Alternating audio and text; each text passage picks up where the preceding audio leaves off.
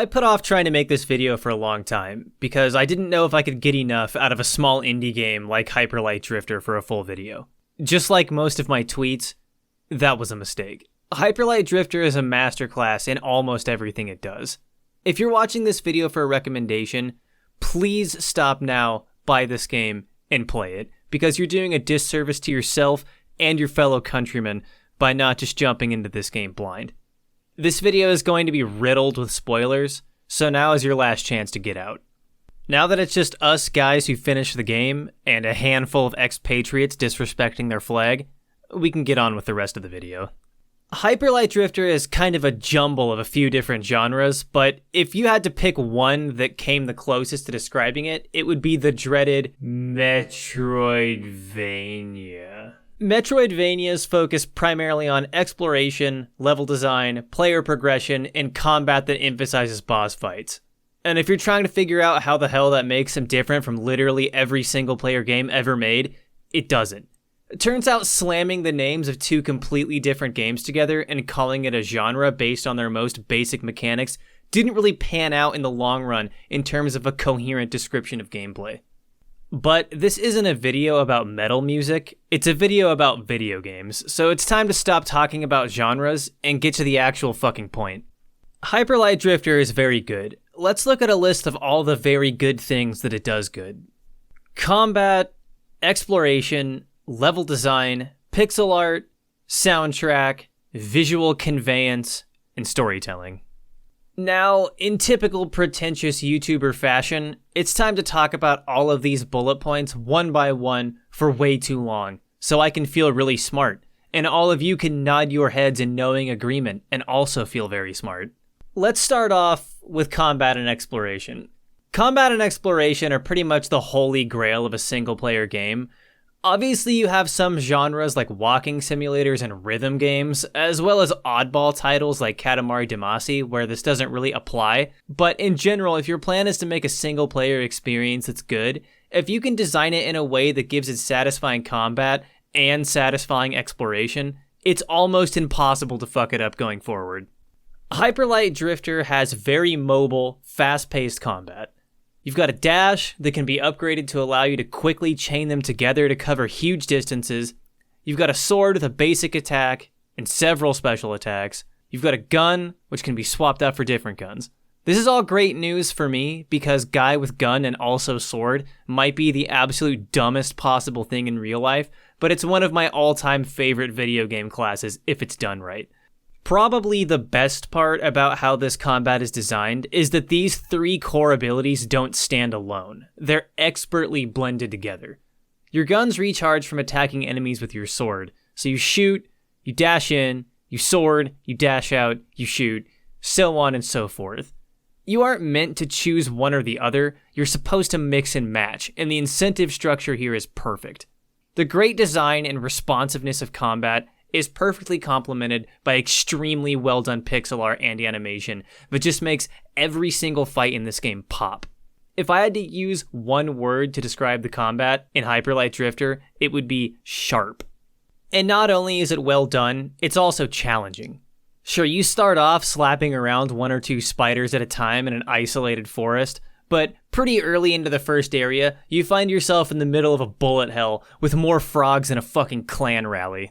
This isn't going to be a game you can smash your fists into a keyboard to finish. Mostly because it feels better on a controller, but also because you're going to need to actually exercise your frontal lobe to clear some of these enemy hordes. All four areas of the game also have completely new enemies to learn how to deal with. The swamp focuses primarily on projectile-based enemies. The mountains have birds and bird wizards. The forest has samurai cats. None of these are sprite swaps. They all have different animations and attack patterns. This isn't a Zelda game where you're fighting one of several different colors of bokoblin. The only enemy type that remains standard through Hyperlight Drifter are these goblins, but that's for a very specific reason. We'll get back to the goblins later. Boss fights are also engaging. Every boss has unique attacks, nothing is recycled, they all feel completely different. More than likely, you aren't going to come across a boss you can figure out over the course of a single attempt. I mean, maybe you're some sort of ultra gamer mutant built in a lab at MIT, but I'm going to assume if you're watching this video, you're as painfully average as I am.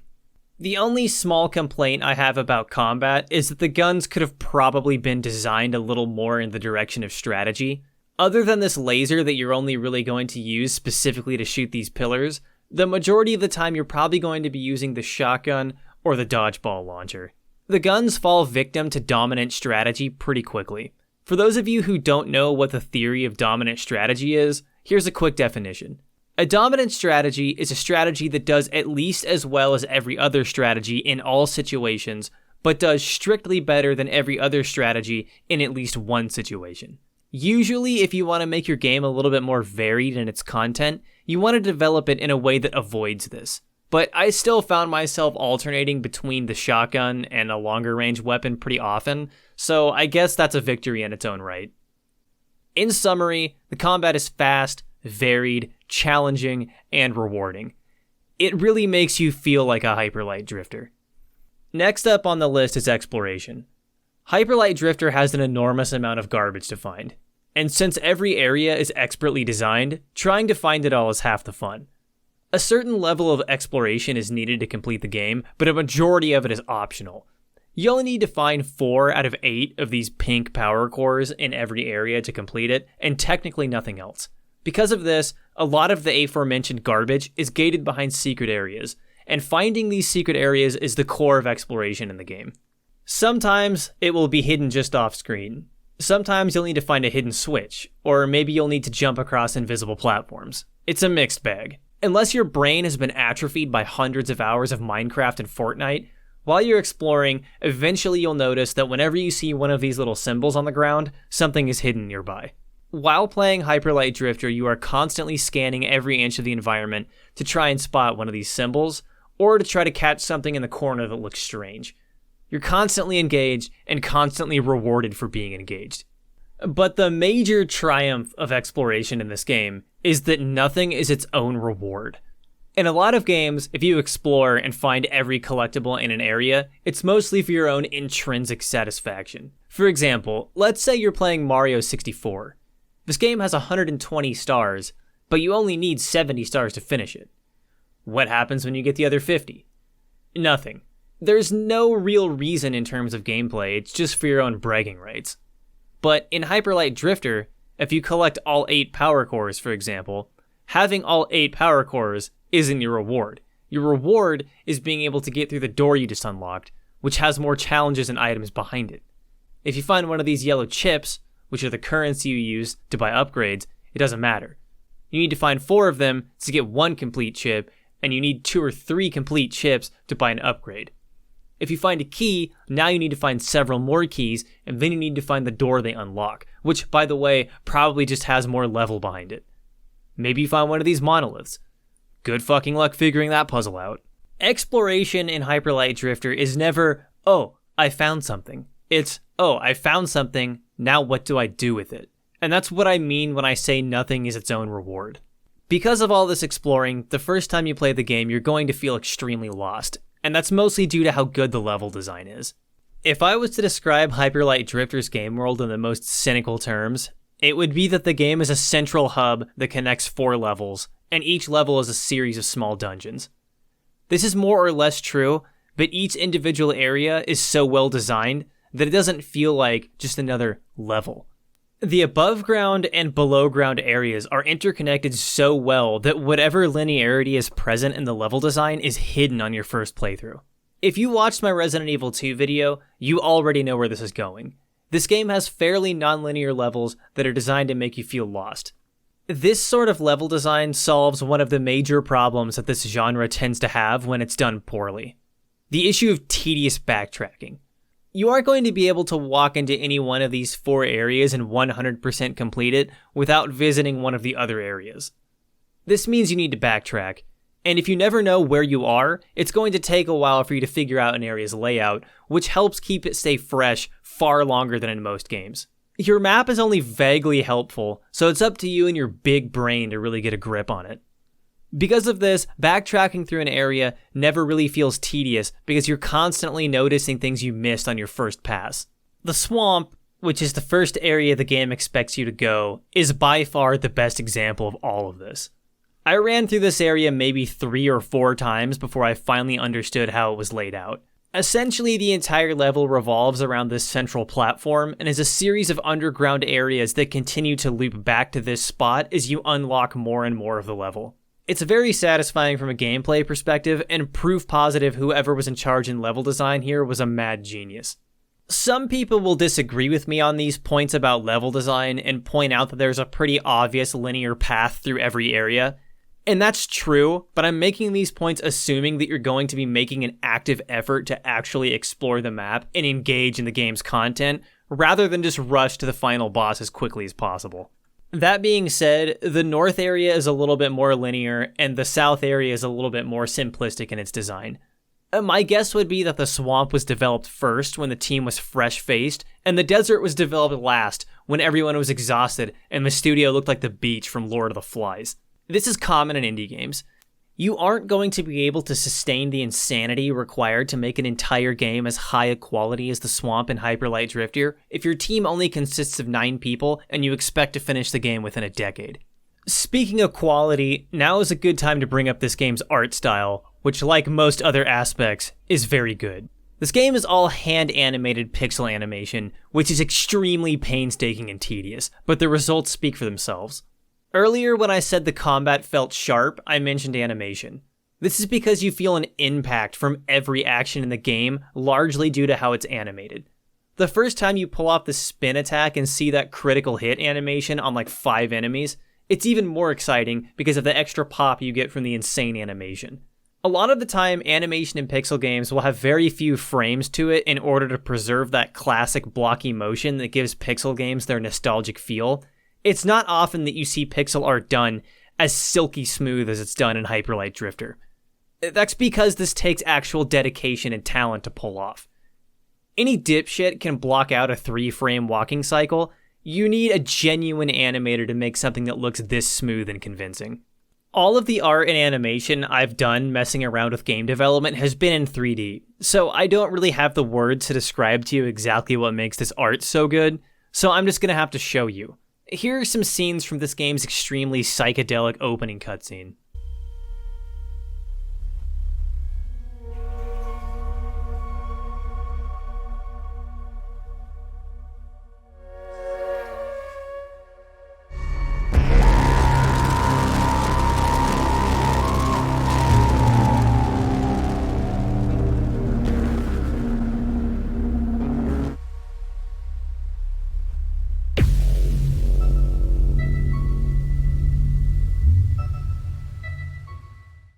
Now, here's my personal favorite set of animations in the entire game.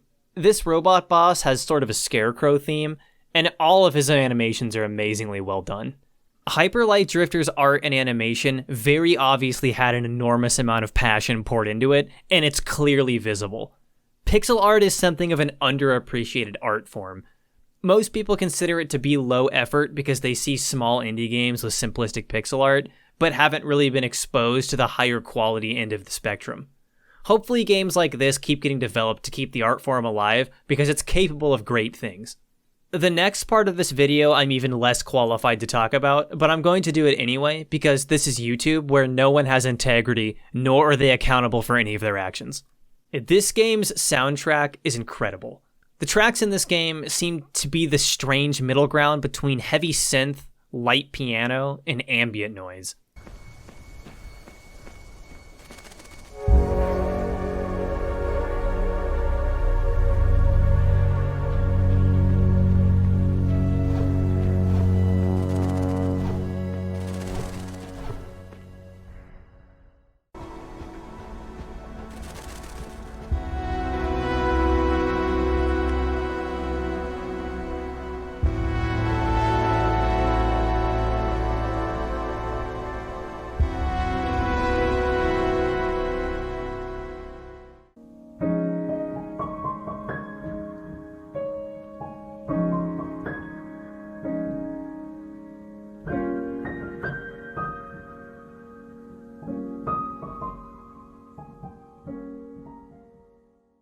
It really gives the game the oppressive atmosphere and abstract hopelessness that a post-apocalypse setting really needs.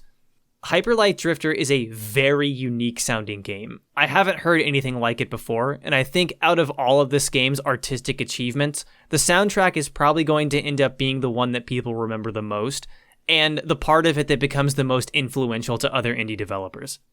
Here is my favorite music drop in the game.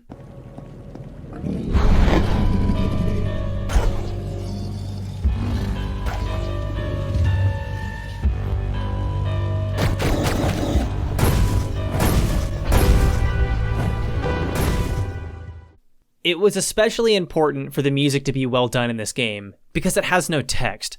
And when I say no text, I mean almost literally, apart from maybe 8 words in the tutorial to teach you basic controls, this game has no text, no dialogue, no speech, nothing.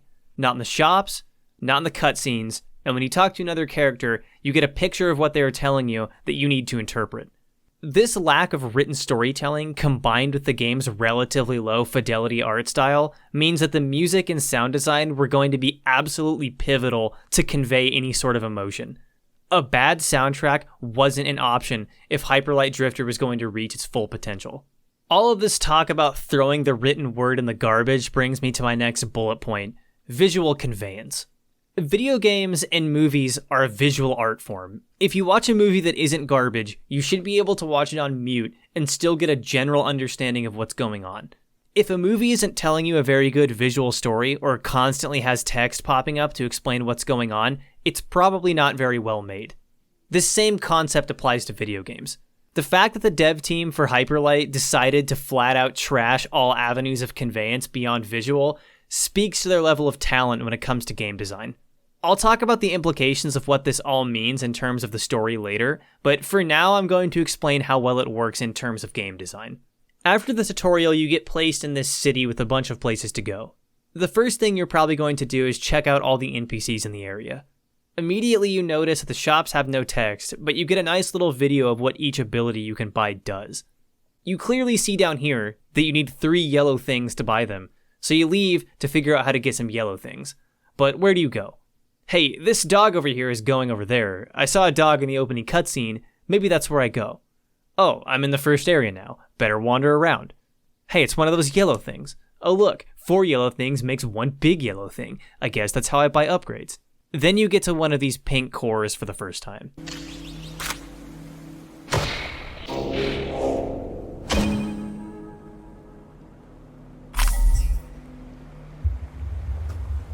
All of that sound design and visual indication shows you pretty clearly that these are going to be one of your main objectives.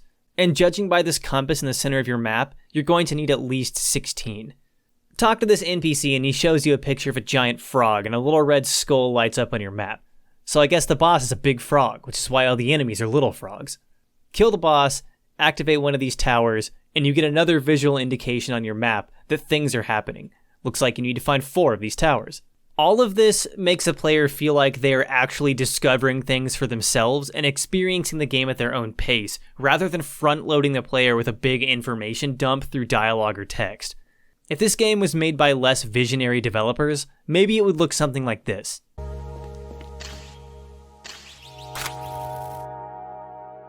Hey, what's up YouTube? I'm Big Weasel. You may have noticed I'm some sort of ferret or mink person. I'm selling this cool sword whoosh move. You're really going to want to buy this whoosh move, but I noticed you don't have any small yellow squares. You should exit town to the right and go save all the other weasels from the frogs. They have plenty of yellow cubes that look like this. I'll mark it on your map and give you this big-ass quest marker. Also, watch out. The big tower is guarded by an equally big frog. Hey, do you think people can tell I bought this coat at a Kingdom Hearts fan meetup? This is literally putting spoilers in your own game. But what does this mean from a story perspective? Normally, story analysis isn't really necessary when you're talking about a video game, because odds are the story isn't what makes the game good, and an overwhelming majority of games have very simplistic stories. Even games that are hailed as masterpieces of storytelling really aren't that complex. But since Hyperlight Drifter only gives us images to decipher what's going on with no real direct explanations, an analysis of the story is literally required to even get the basics of what's going on. In addition, the only real way I can accurately show you how effective Hyperlight Drifter's visual storytelling is to try to dive into deciphering it. With all of that out of the way, those monoliths I mentioned earlier can be decoded for some additional lore, and I'm sure some turbo nerd out there has pieced together all of this game's minute details in some infinitely more effective way than me, but I haven't decoded these or researched the game's story at all, because I wanted to give you my first impression of how I interpreted this game's events. I'm most likely going to be wrong about some stuff, and I might miss some details. So let's start with the first thing you see on starting a new game, the opening cutscene. Hyperlight Drifter opens with this shot of what we can assume is the game world, and we cut to this diamond shape, but doesn't really make a lot of sense yet. The color palette then shifts to red for maximum spooky, and we see the game world get straight up Nagasaki'd. And in the middle of this is our player character, who is obviously sick, but not the radical kind of sick. Next, we are shown a robot ghost too powerful for the protagonist to defeat currently, and as the character tries to escape, he is met with 4 giants you might have noticed in the background in one of the previous scenes. Now this dog appears, and it has a diamond-shaped halo, so we can assume that in addition to being a good boy, it's probably some sort of deity or spirit. These 4 towers appear, and after being guided into this doorway by the dog, we are pulled away from this large diamond, which we can assume is our ultimate goal. Finally, we wake up in a camp, implying that this scene was much more of a literal fever dream than we would expect. This cutscene is very effective because it establishes a lot of information about the setting immediately while still leaving us with questions that we are looking forward to answering as the game goes on. What caused this disaster? Why are we totally sick? What are these? Why are there so many diamonds? What the fuck did I just watch? There is also a lot of room for character growth here. Will we find a cure? Will we be able to defeat this thing? After seeing this cutscene, the player is immediately intrigued as to how the rest of the story is going to play out. Once we are given control of the drifter, the first thing that happens when we try to move is this immediate coughing fit. Now we know that we are sick for real, and not just the gnarly kind of sick. After finishing the tutorial, the drifter collapses and is rescued by a second character who takes us to his house, where he leaves us a map of the world and this confusing diagram. Remember this guy. As soon as we leave the house and get into the town itself, the diamonds all make a little more sense. This massive compass-shaped structure on the ground is obviously supposed to be what is being represented to us, both in that diagram from a second ago and in the opening cutscene. Like I mentioned earlier, this dog hints that you should head out of the right side of town, so you do, and eventually end up in the swamp area where the game's first subplot unfolds. The people that live here are these ferret-like guys, and they're currently being extremely violently invaded by frogs. As we move throughout this area, we see a lot more frog crime, and our spirit guide shows up, proving he has some sort of basis in reality, and we meet our drifter friend again. This meeting is very important. The first thing you see is one of these frogs get cut clean in half, and you think, what? I've killed so many frogs, and never once did I cut one clean in half. That's some dope shit. Then after that, this guy marks the location of more of the pink cores on your map. The entire point of this scene is that this guy is us, but better. He rescued us at the start, already had a plan, already knew the locations of our main objectives, and is already 2 steps ahead of us, fighting through hordes of enemies on his own in a way that's way cooler than you. As the player, your goal becomes to progress your character to reach his level.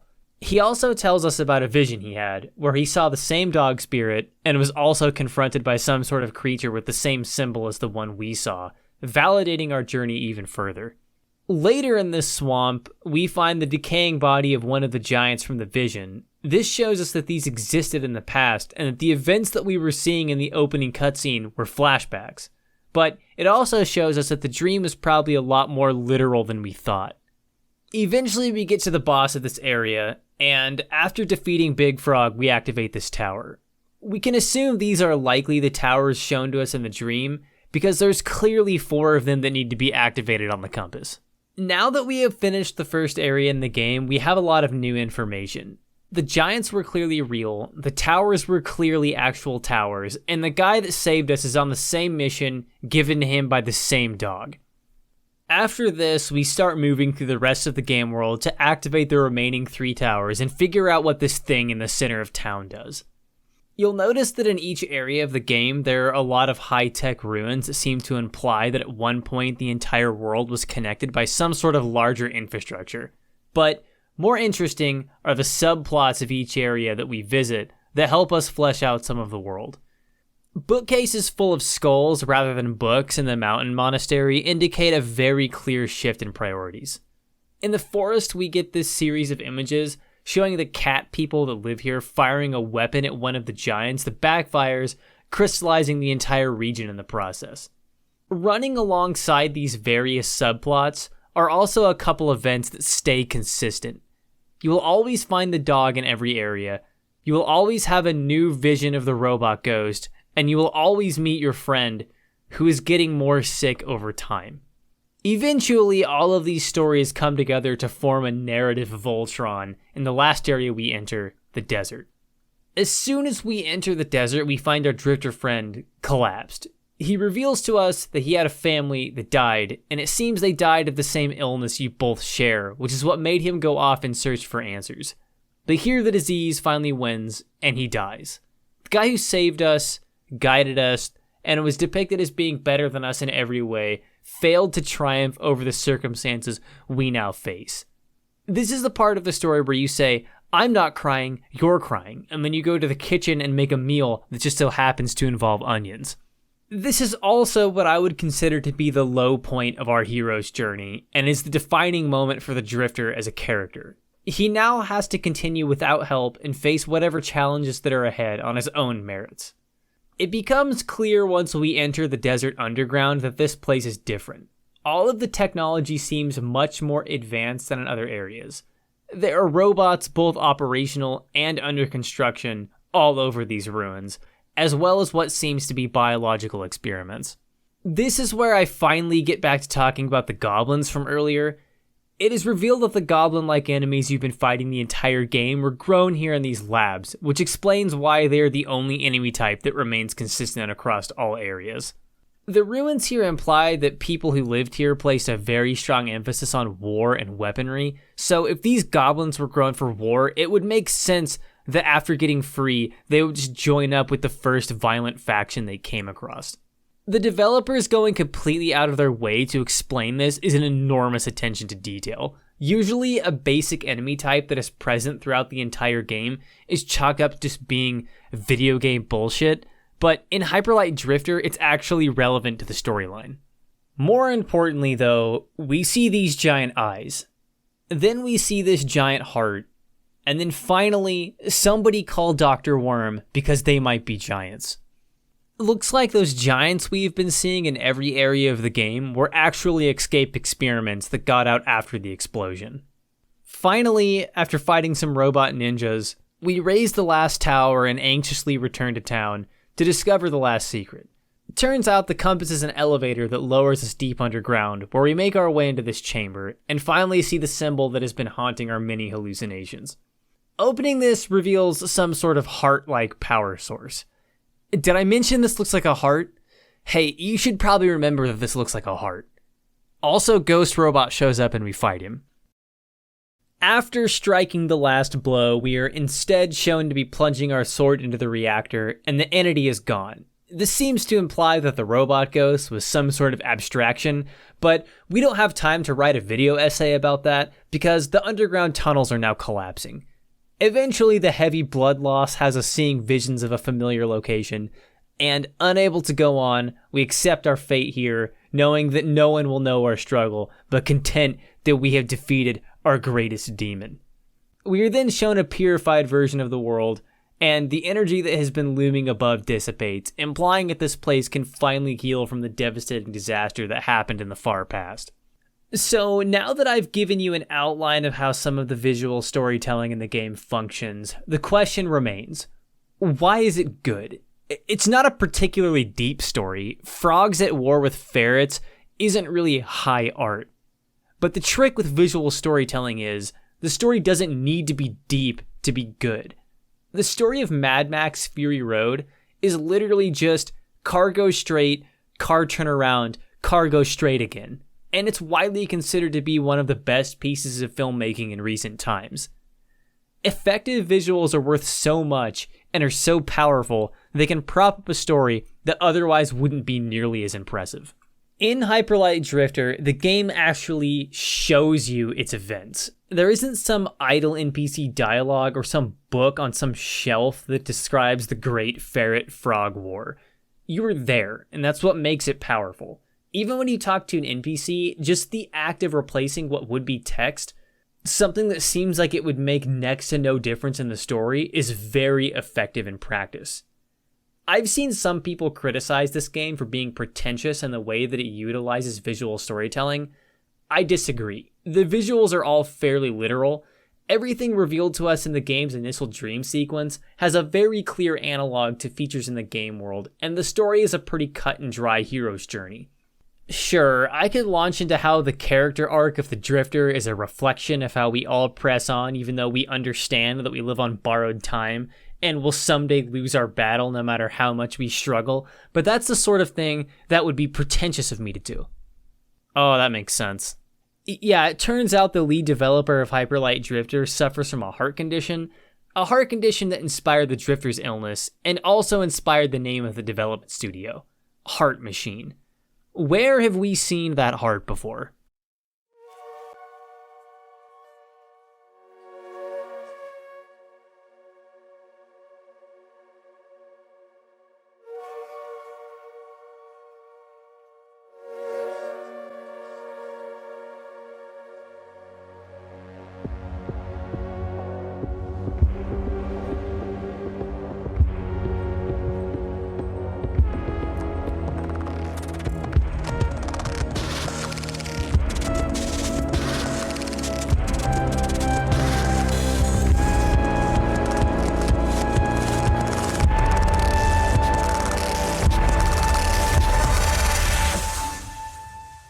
But it goes a lot deeper than that. A heart has 4 chambers. The game has 4 areas to explore. Each one requires 4 pieces to complete a whole. 4 towers need to be activated. Even the game's currency comes in 4s. I'm sure that if I were to dig even deeper and obsess over the heart imagery and illusion in this game, they would be overwhelming. The point is, this entire game is an allegory for the illness that has haunted its creator for his entire life. And once you understand that, you can see it across every square inch of the game world. This is the real genius of Hyper Light Drifter. It isn't just a well-designed video game. It isn't just an example of a fairly surface-level story being made excellent by its visual storytelling. It's an abstraction of the unique struggle of the man who designed it. And, by extension, a reflection of the struggle we all face. I believe that the intensely personal story of how this game came to be is what makes it not only one of the best, but the best example of a video game as an art form. But not an art form in the sense that it mimics film or literature, in the sense that only a video game can be. For Alex Preston, this entity represents the disease corrupting his heart.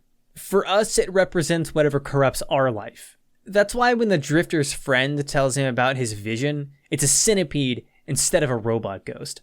For the player, maybe it's some kind of past trauma. Maybe it's student debt. Maybe it's just that nagging feeling of dread that comes over you at a red light on your way to work. Hyper Light Drifter tells us to fight that thing that holds power over our lives, and maybe you won't make it, or maybe you will. But in the end, we all end up sitting around the same fire, and the people you leave behind will remember how hard you fought and how far you came.